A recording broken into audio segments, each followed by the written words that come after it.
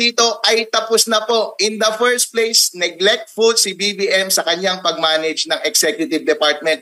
Period. Kung sinisisi niya lahat ng nasa baba, dapat sisihin niya rin ang kanyang sarili. Number two, yung number one suspect natin na tinuturo natin na may alam lahat at may kasalanan lahat, ang itinuturo na mastermind ay si BBM mismo. Tapos na po ang laban. At yun din ang sinasabi ng kapatid, first sister na si Amy Marcos, na nagbigay siya ng context kung bakit ganun umarte si BBM from the very beginning ng kanyang presidency. Bakit sobrang inadequate niya, bakit puro palpak ang desisyon niya, at bakit puro corrupt ang ginawang desisyon during his administration. Yung main issue dito,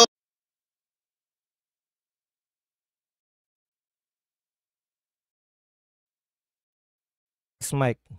Ayan. Narinig po natin, malinaw po yung sinabi ni Attorney Respicio. Kung hindi ako nagkakamali, Vice Mayor po to, na Vice Mayor-elect. Malinaw po yung sinabi niya na laganap po ang korupsyon at sinisisi po ni BBM lahat ng nasa baba niya. No? Lahat po na nasa baba ni BBM, sinisisi niya po.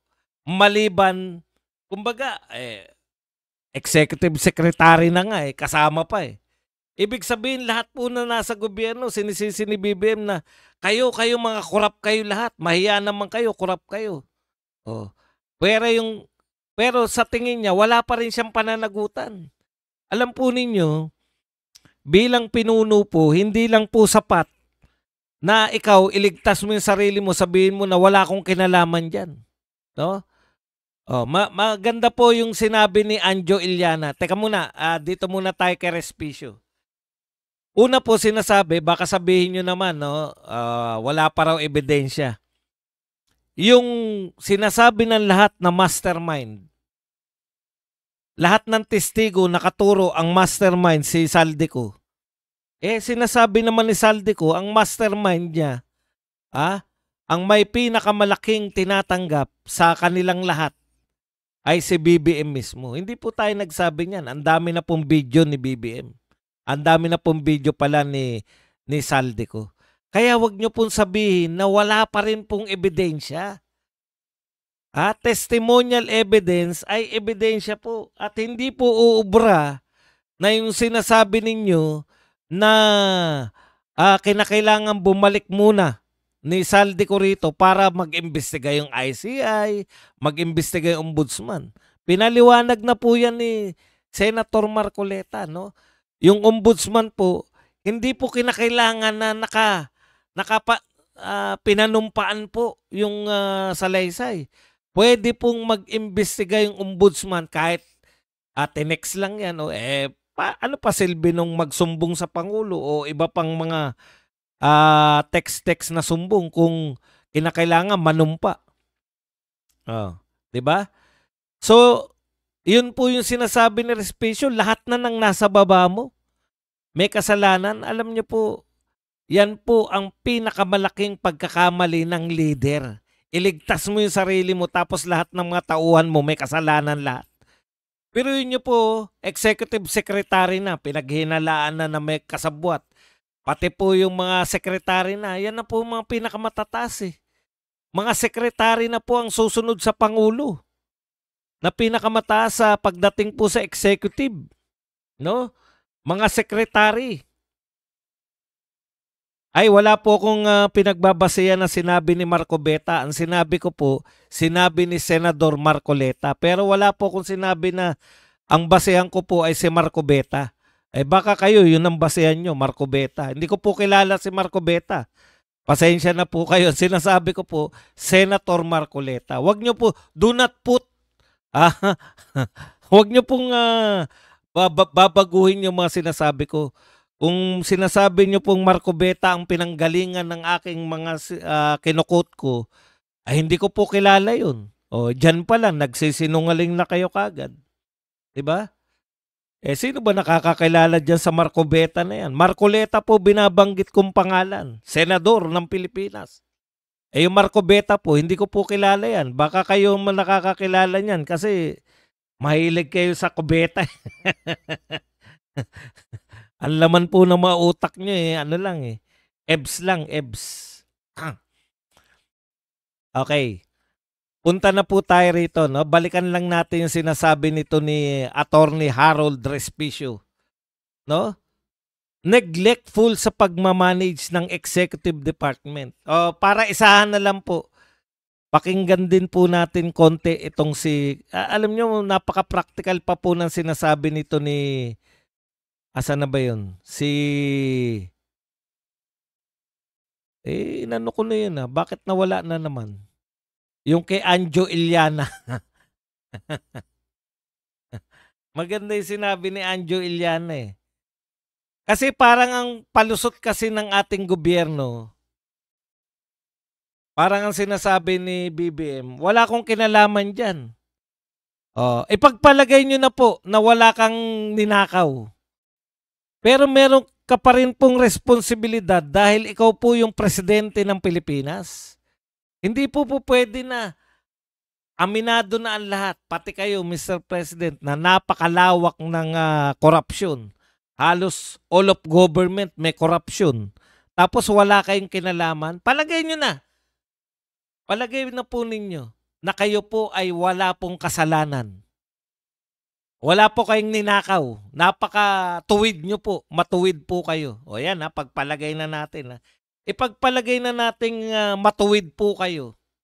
No? Kayo nagsasabi mismo na yung gobyerno nyo ay corrupt. Wala po ba kayong pananagutan nun? Hindi po ba kayo dapat na managot kung ang lahat ng mga department secretary ninyo ay panay involved po sa pagnanakaw? Wala pa rin kayong pananagutan nun? Ha? Okay pa rin? Wala pa rin? Kahit na ano? Parang imposible, di ba? Okay. Eto, hindi, politiko dati yan si Anje, pero napakasimple lang. Asan yung pananagutan po ninyo? Kung lahat po ng tao sa gobyerno ay magnanakaw, okay lang din. Kayo pa rin, magagalit lang kayo, ganun. May pananagutan kayo kasi kayo namumuno sa gobyerno O para mas maunawaan po ng mga nagsasabing Marcobeta, na hindi ko naman kilala, siguro, yan ang presidente nila sa 2028. No? Si Marcobeta. Para lang po manawaan ninyo yung gusto naming sabihin. Liitan lang po natin. Halimbawa po, kayo, ano bang pinakamaliit? Eskwelahan. Halimbawa po, eskwelahan. Kayo ang principal. Kayo po ang principal sa eskwelahan. Lahat po ng mga tauhan ninyo, panay magnanakaw. Wala pa rin po kayo. Halimbawa po, lahat po, nakawan po. Sa gabi, lahat ng mga electric fan, ninanakaw, lahat na makawad ng kuryente, pagkadating kinabukasan, wala na naman tayong kuryente, sabihin ng principal. Sabihin nyo, hindi na kayo magnanakaw, principal lang kayo. Wala na naman tayong kuryente. Sir, ninakaw po yung ating kuryente. Galit na ako niyan. Galit ako, sino ba yung magnanakaw na yan? Papahanap nyo lang, pero wala naman nakikita. Bumili ka na lang doon. Tapos bibili ka na naman, nanakawin na naman. Sa kantin. Punta ka sa kantin, daming kumakain na bata. Pag-report ng kantin na teacher, sir, lugi po tayo. Bakit tayo nalugi? Ang daming kumakain. Halos yung mga, sinara natin yung gate, walang makakapag-labas na bata, walang nagtitinda sa paligid. Lugi pa rin. Lahat ng bata kumakain sa kantin. Short po tayo, short. Bakit tayo na-short? Magagalit ka lang din. Araw-araw yun, short ka. O sige, abunuhan ko na lang. Araw-araw, short. Hindi ka magnanakaw, araw-araw ka ninanakawan. Naubos yung mga rep ninyo, ninakaw, naubos. Anong gagawin mo?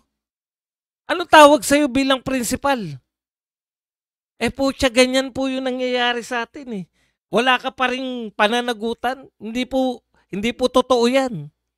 Pananagutan mo yan lahat. Alam niyo ba yun? Yung principal, kung ano mawala sa kanya eskwelahan, pananagutan niya yan lahat. Kaya ka nga pinag-hire ng mga, dapat chinecheck mo. Baka ninanakawan ka sa kantin. Araw-araw. Ganyan po ang nangyayari yan. Eh kung principal, hindi papayag yung DepEd eh. Araw-araw kang nananakawan. Wala ka pa rin pananagutan. Hindi ka pa rin, ano pa bang ginagawa mo dyan? Bilang principal. Oh. Ganun po yun. Sa eskwelahan, may pananagutan po yung principal kung araw-araw siya ninanakawan. Ito po, hindi lang po to. Taon-taon na to. Ilang taon na po nananakawan yung gobyerno natin. Wala pa rin pananagutan. Palagay nyo ng tuwid, mabait, napakatuwid, walang magpagnanakaw sa pamilyang Marcos. O, yan na po ha. Kinakampihan ko na kayo ha. O, may ICI daw, kaya daw may ICI. O, edi, sasabihin lang ng principal, bumuo ka nga. Imbestigahan natin yung mga nagnanakaw sa kantin. Bumuo ka nga, imbestigahan natin yung nagnanakaw dyan sa mga kuryente. Oh. Sir, matagal po to. Ano ngayon? Oh, 1 buwan na. Meron na bang head? Wala pa po tayong head ng investigating team. Hindi po ubra yung mga ganyan. Pananagutan po yan ng pinuno. Kaya po umaaksyon dapat yung pinuno. Hindi po ibig sabihin na yung principal dyan, hindi naman magnanakaw. Mabait yung principal dyan, kaya hindi pwedeng tanggalin. Ano hindi pwedeng tanggalin? Wala nang ginawa sa'yo. Wala na daw tama sa akin.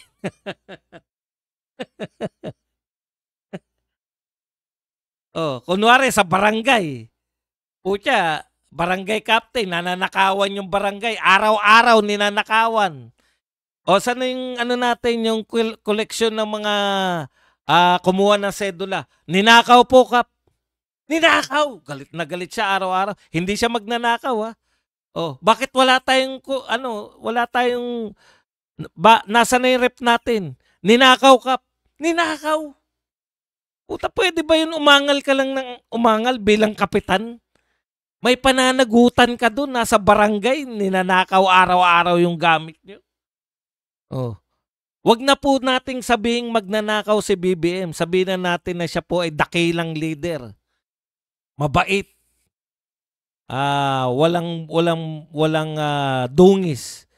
Pero hindi po ubra na lahat ng tao sa kapaligiran mo ay magnanakaw tapos ikaw wala kang pananagutan. Yan po yung nagaganap. Natatawa na lang daw si BBM, sabi ni Pas Sabilio. Natatawa na lang daw sa katarantaduhan. Galing talaga, kakampi na kami ni Pat Sabilio. Sabihin niyo po sa akin, kung hindi ako tama, sa tingin niyo ba walang pananagutan yung kapitan na araw-araw ninanakawan ng gamit yung barangay? Yung koleksyon, pambarangay clearance, pag kumuha ng sedula, at kung ano-ano pang kinukuha sa barangay, nawawala araw-araw, okay lang yan. Ninakaw po, galit nga po ko eh. Yun lang ang sasabihin. Kap, imposibleng wala kang kinalaman dito. Paano po ako magkakaroon ng kinalaman dyan? Pinaimbestigahan ko na yan. Ganyan lang po magpalusot eh. Wala akong kinalaman dyan. Pinaimbestigahan ko nga kung sino yung nagnanakaw ng pera dyan sa koleksyon eh. Koleksyon ng mga barangay clearance, koleksyon ng kukuha ka ng kung ano-anong kinukuha, barangay ID.